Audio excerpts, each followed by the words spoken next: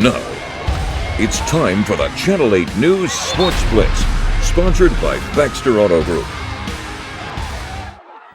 Welcome into week one of the Sports Blitz. I'm Lauren Michelson. A longtime rivalry headlines our Sports Blitz game of the week. Lincoln-Lutheran visiting Lincoln Christian in the coveted Battle for the Spirit Sword. And we rode up to this game in style with this grand Wagoneer thanks to our friends over at Baxter Auto Group. And here's a look at what's on the line for these two schools tonight. What's a rivalry game without something to fight for? First quarter, Jared Alvarez takes the handoff and he is gone 60 yards to the end zone. Look at him go. Huge play there. Lincoln Christian leads 7-6. Late in the second quarter, Christian now up 14-13. Lutheran's Garrett Hoffs passes to Johnny Poltz is complete deep down the field and sets up this touchdown play. Huge here. Hoffs keeps it himself, puts the Warriors on top 20-14. Second half, Lincoln Christian down 27-21. They answer with a run up the middle by QB Andrew Johnson for the score and take the lead back 28-27. Later in the fourth, Lutheran Have's deep pass is intercepted by Nicholas Roth. They would go down and score another touchdown.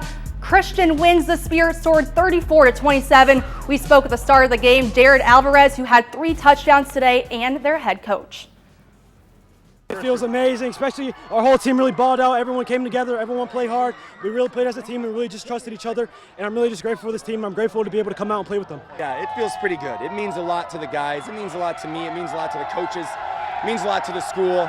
It's one of the most unique traditions in the state. So anytime you win it, it's a big deal. It's a lot of fun.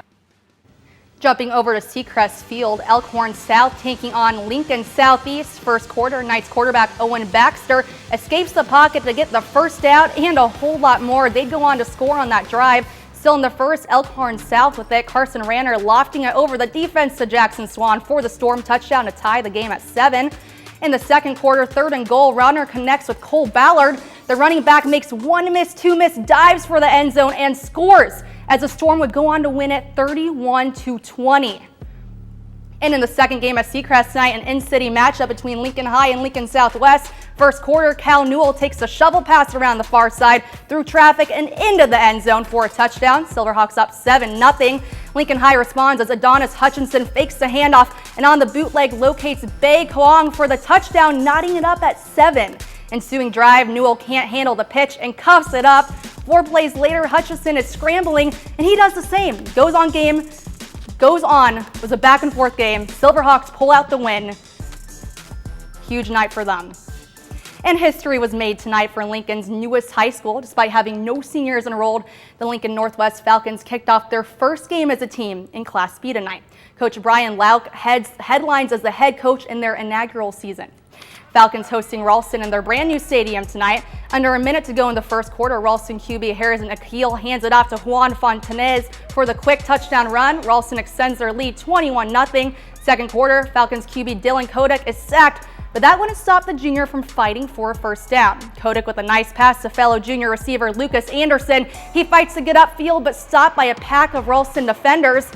Fourth and goal for the Falcons here. Kodak scrambles in the pocket, looks for his guy right to Anderson for the first ever Lincoln Northwest touchdown. The Ralston rolls 48-12. I caught up with Coach Lauk at the halftime of the game to talk about the team's big opening night. I'm here with Lincoln Northwest head coach Brian Lauk. First home game ever for this team in a brand new stadium. What are the feelings like? It's been all over the place this first half, with some ups and downs and some things to go. It's first score in the history of the school, so it's been pretty exciting, all over with the emotions tonight. That first touchdown, what was going through your mind when that happened? I wanted to finish it, and I was just so shocked that it actually happened. Fourth and goal, excuse me, a lot of things going on there. So just want to make sure we finish the drive because we had a great drive going. So what will be your message to these guys now here at halftime to kind of keep their spirits up when they are falling behind right now? They need to play more physical. They need to limit the big plays that Ralston's created, and then they need to finish drives and get them to punt. I don't think they punted yet tonight. So just keep it believing, fight as hard as we can to compete. Continuing with Class B, Lincoln Pius X hosting Scotts Bluff in a Class B matchup. On Pius's first possession, quarterback Cole Scapora drops back and hands it off to Matt Bowie for a fourth down conversion. Momentum got the crowd into it. That didn't last long. Scapora goes for a pass downfield. It's picked off by senior Braden Stoll. Momentum stayed with the Bearcats as Stoll hands it off to running back Sebastian Boyle. He ends up in the end zone for another Bearcat touchdown. Bluff stays on top 26-6. And the Waverly Vikings taking on the Elkhorn Antlers first quarter. Quarterback Trey Jackson with a pass to the flat over to Cooper Skrobecki, fighting off two defenders for the first down. And that would set up the leg of steel with Johnny Martin with a field goal to put Waverly up 3-0. But the storyline was the defense. Waverly picking up the fumble to slow the drive on Elkhorn, but Elkhorn turning the tides with a pick six. That's Audric Burmel into the house to put the Antlers on the board. Elkhorn able to get the comeback win on the road, 21-17. And the North Titans hosting the Seward Blue Jays in a Class B battle tonight. Quarterback Jacob Goodell opened up the game in the first quarter with a 1-yard run to make it 7-0 Norris early on. Fans are loving it. Blue Jays quickly answered with a huge pass from quarterback Kalen Knott. Look at that beauty to Treston Haas to tie the game up. But it wasn't over. Seward then takes the lead on Knott after a 10-yard run from Micah Hackbart. Now 14-7 Blue Jays. Goodell attempts the fourth down conversion, but Hackbart makes the play again and takes the ball away in the end zone. Seward wins it 44-24.